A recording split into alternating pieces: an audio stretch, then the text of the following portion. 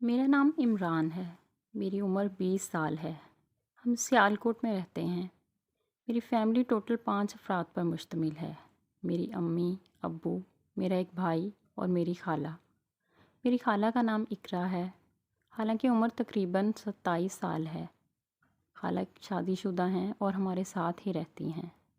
خالو باہر کے ملک ہوتے ہیں، اس لیے خالو خالہ کو ہمارے پاس ہی چھوڑ گئے تھے۔ خالو بہاولپور کے علاقے سے ہیں، مگر انہوں نے شادی کے بعد سیالکوٹ میں ہمارے پاس ہی مکان لے لیا تھا اور ہمارے پاس رہ گئے تھے، کیونکہ خالہ امی کے ساتھ کافی محبت کرتی تھیں اور امی کی جدائی سے اتنا پریشان رہتی تھیں۔ اس لیے امی نے خالہ کو مشورہ دیا کہ تم ہمارے پاس مکان لے لو اور ہم ایک دوسرے کے پاس رہیں گے۔ اس لیے خالہ بات مان گئی تھیں، سیالکوٹ میں ہی مکان بنوا لیا تھا۔ اس کے بعد خالہ اور ہمارا کافی آنا جانا تھا اور خالہ اکثر ہمارے پاس رہتی تھیں۔ خالو کو یہاں پر کوئی ڈھنگ کا کام نہیں مل رہا تھا، اس لیے ابو نے مشورہ دیا کہ تم دبئی چلے جاؤ۔ خالو ابو کی بات مان گئے تھے اور ابو نے کچھ پیسے اکٹھے کر کے خالو کو دبئی بھیج دیا تھا۔ خالو اب دبئی سے کافی پیسے کمانے لگے تھے، جس سے خالو نے ہمارا قرضہ بھی چکا دیا تھا اور اپنے پیسے بھی اکٹھے کر لیے تھے۔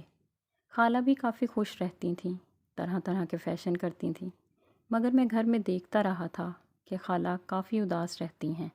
اس کے باوجود بھی خالہ کے چہرے پر ہلکی سی مسکراہٹ رہتی۔ خالہ اکثر مجھے اپنے پاس بلا لیتی تھیں اور ہم گھنٹوں بیٹھ کر باتیں کرتے تھے۔ رات کو امی بھی اکثر خالہ کے کمرے میں آ کر بیٹھ جاتیں اور ہم رات 10-11 بجے تک ایک دوسرے سے گپ شپ لگاتے تھے۔ امی نے کہا خالہ کا دل بہلا دیا کرو، کیونکہ وہ خالو کو کافی مس کرتی ہیں، مگر امی نہیں جانتی تھیں کہ خالہ کیا چاہتی ہیں۔ خالہ میرے قریب آنے لگی تھیں۔ امی کے جانے کے بعد خالہ مجھے اپنے کمرے سے بلوا لیتیں اور اپنے کمرے میں بٹھا دیتیں۔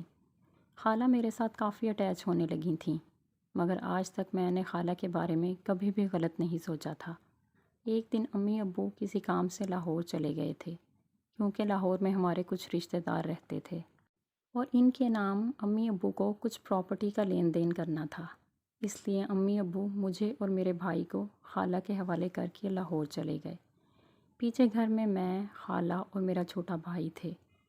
میرا چھوٹا بھائی رات کو جلدی سو جاتا تھا اور امی ابو کے جانے کے بعد خالہ اب مجھ سے کافی کھلے کپڑوں میں بات چیت کرنے لگی تھیں۔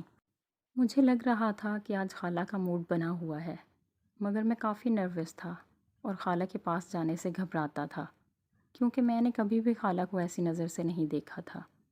خالہ نے کھانا بنایا، ہم کھانا کھا کر کمرے میں چلے گئے۔ میں خالہ کے کمرے میں ہی بیٹھا ہوا تھا۔ خالہ نے مجھے بازو سے پکڑا اور اپنے قریب کر لیا۔ کہنے لگی، عمران، میں بہت دیر سے تمہیں لائک کرتی ہوں، تمہارے ساتھ تعلق قائم کرنا چاہتی ہوں، جو میاں بیوی کرتے ہیں۔ میں کچھ ڈر رہا تھا۔ خالہ سے کہنے لگا، خالہ، اگر امی ابو کو پتہ چل گیا تو مجھے کافی ڈانٹیں گے اور ہمارا تعلق کافی گھنونا سا ہے، اس رشتے کی دراڑ پڑ جائے گی۔ خالہ کہنے لگیں، اس بات کا کسی کو بھی علم نہیں ہوگا۔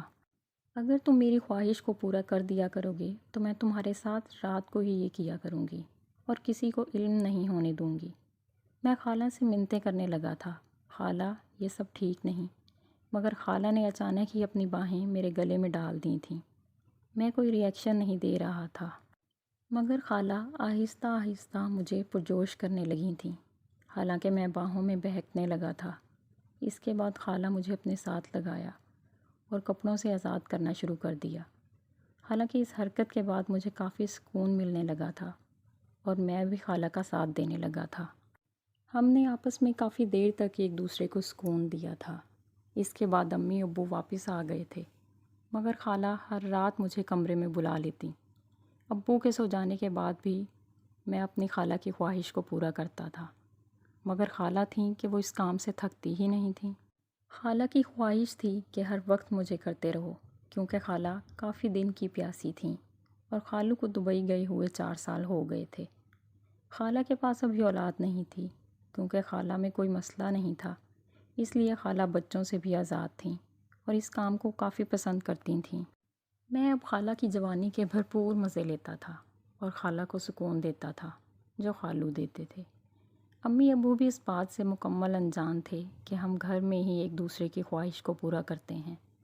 خالو جب 4 سال بعد واپس آئے تو خالہ مجھ سے دور ہو گئی تھیں، اور خالو 2 ماہ پاکستان میں رہنے کے بعد دوبارہ دبئی چلے گئے تھے، اور پیچھے دوبارہ میری موجیں لگ گئی تھیں۔ خالہ مجھے کہتی تھی کہ تم میرے ساتھ شادی کر لو اور خالو کو ہم ٹھکانے لگا دیتے ہیں، مگر میں اس بات سے کافی ڈرتا تھا کیونکہ ہمارا تعلق بہت گہرا تھا اور اس رشتے میں ایسی کوئی گنجائش نہیں تھی۔ اس لیے میں خالہ کو یہی کہتا تھا کہ ہم جو کر رہے ہیں یہی بہتر ہے، اس سے آگے ہمیں کچھ غلط نہیں سوچنا چاہیے تاکہ ہمارے رشتے قائم رہیں۔ اب خالہ تو جیسے میری دیوانی ہی ہو گئی تھیں، ہر وقت میرے ساتھ باتوں میں رہتیں، اور خالہ کو خالو کی کوئی پرواہ نہیں تھی۔ میں بھی خالہ کو ڈال کر بہت خوش رہتا تھا کیونکہ خالہ انتہا کی خوبصورت تھیں۔ میں نے آج تک ایسی خوبصورت عورت کبھی نہیں دیکھی۔ اگر آپ کو ویڈیو پسند آئی ہو تو ویڈیو کو لائک ضرور کریں۔ اللہ حافظ۔